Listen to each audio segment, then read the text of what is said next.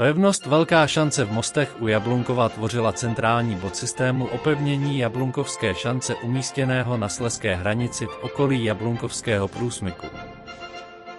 Celkový počet těchto opevnění vybudovaných v různých časových obdobích od 16. do 19. století na slezské hranici činil až 21 objektů.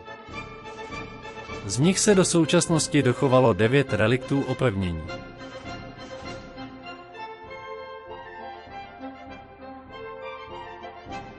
Z Velké Šance uvidíte místa, kde některé z pevností a pevnůstek stály.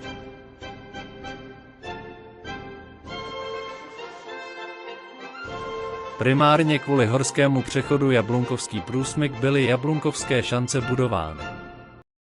Volská šance v Konějakově v Polsku byla vybudována na hranicích Slezska s Polskem u cesty pod vrcholem hory Ochojžita pravděpodobně v roce 1678. Název pochází od skutečnosti, že se touto cestou rovněž převáděl hovězí dobytek.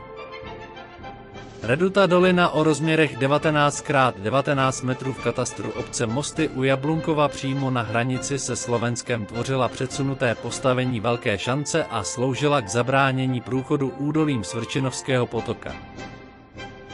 Stará Šance to je nejstarší doložené opevnění Jablunkovských šancí, které se nachází v katastru obce Svrčinovec na Slovensku.